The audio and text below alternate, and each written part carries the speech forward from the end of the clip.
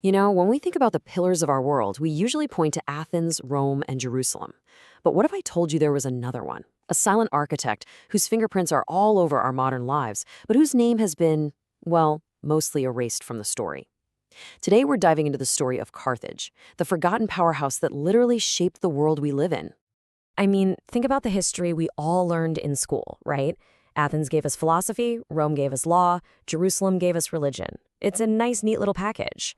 But there's a huge piece missing.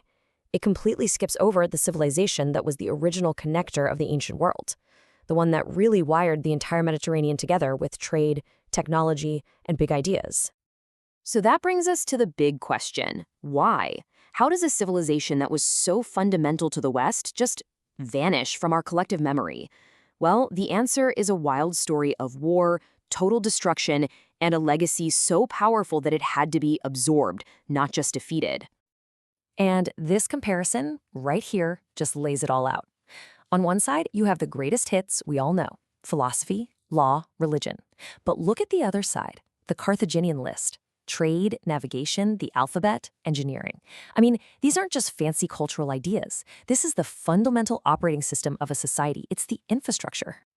And this quote just nails the delicious irony of the whole situation. Rome, Carthage's biggest enemy, was also its best student. After the Roman legions finally conquered and flattened the city in 146 BCE, what did they do? They systematically adopted Carthaginian innovations. It's like they kept the knowledge but burned the library, just to make sure they were the only ones left to tell the story. So let's actually break down that knowledge. To really get Carthage, you've got to start with its ancestors, the Phoenicians. The best way to think about their contributions is like the source code for so much of what came later. And believe it or not, the most important piece of that code is something you are using this very second. Yep, I'm talking about the alphabet. Check out this journey. It all starts with the Phoenicians, who came up with this brilliant, simple set of symbols for sounds.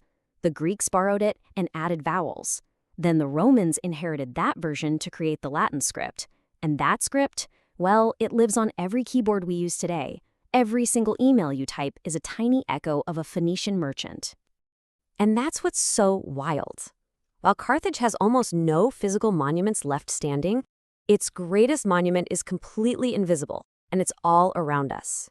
It's the very tool we use to write down history, including the history that forgot all about them. But they didn't just connect the world with writing, they connected it with ships. And the Phoenicians weren't just sailors, they were basically scientists of the sea.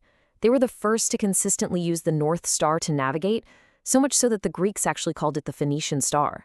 And get this, their skill was so legendary that when Rome finally decided it needed a navy to take on Carthage, its first move was to capture a Carthaginian warship and reverse engineer it. Okay, so from the source code of language and navigation, let's pivot to the physical world. Because Carthage wasn't just some trading post, it was an absolute marvel of urban planning. It was a blueprint for what a complex modern city could actually look like.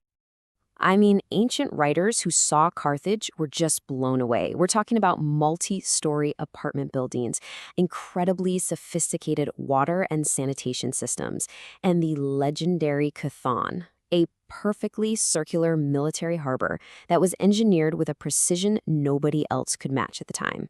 This was truly a city built for the future. And it wasn't just their physical engineering that was ahead of its time. Their political engineering was too.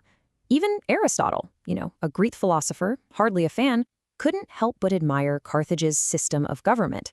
He praised it for being this stable, effective mix of different forms of rule. That's a huge compliment coming from a citizen of a rival power. Okay, let's take a classic Roman thing, the public baths. The story we usually hear is that they were a purely Roman invention, but the hidden truth is, as always, a little more complicated. Sure, the Romans perfected them, no doubt about it, but their bath technology grew exponentially right after they absorbed Punic North Africa, the former Carthaginian territories.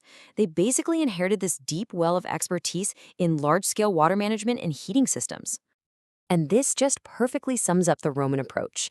They were absolutely ruthless destroyers, but they were also incredibly pragmatic. After they sacked Carthage, one of the very few things the Roman Senate ordered to be saved was a massive 28-volume encyclopedia on agriculture by a writer named Mago. They had it translated into Latin, and it became a go-to text for Roman farming for hundreds of years. Think about that. They literally burned the city, but kept its instruction manuals. So, we've seen their influence on writing, navigation, engineering, but the sheer scale of their ambition makes you want to ask even bigger questions. Questions that really push the boundaries of what we thought the ancient world was. And here it is, one of the most tantalizing, most controversial questions in all of ancient history. Did these master sailors, who had already set up colonies in the Atlantic Islands and sailed all the way around Africa, actually make it across the ocean 2,000 years before Columbus? Now, we have to be really careful here and just look at the evidence. The case for it is pretty compelling. You've got ocean currents that literally create a conveyor belt from their Atlantic colonies straight to the Caribbean. And we know they could handle long voyages. But the case against is just as strong.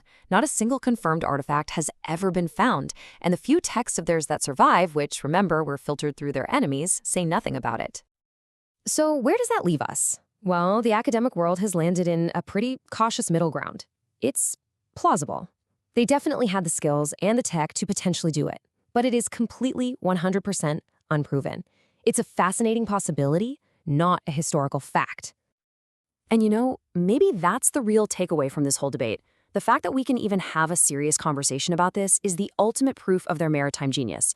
Their true legacy isn't whether they got there or not, it's that they were so advanced, so incredibly daring, that they were the kind of people who could have. Which brings us right back to our central theme. How on earth could a civilization that was physically wiped off the map still become the foundation for its conquerors? Well, this is the perfect way to put it. Carthage didn't just disappear. Its knowledge, its technology, its ideas, they were all absorbed. They dissolved right into the bloodstream of the Greco-Roman world, and from there, into the DNA of the European civilization that followed. And this Punic DNA is everywhere once you start looking for it. It's in the letters on our keyboards, it's in the design of Roman warships, it's in farming techniques that helps feed an empire. Heck, it's even in the gods of the classical world. The Greek hero Hercules and the goddess Aphrodite both have roots in the Phoenician deities Melkart and Astarte. So here's the bottom line. Carthage and its Phoenician ancestors were never just a footnote. They weren't some side story to the grand tale of Greece and Rome. No, they were the essential, underlying infrastructure that made so much of Greek creativity and Roman power possible in the first place. And maybe that's the best way to think about it all. The legacy of Carthage is like the flutter of that famous purple butterfly, a nod to their most valuable dye. It might seem like a small, distant event from long ago, but its effects have been shaping our world for over 2,000 years. The silent architect whose plans we're all still living in today.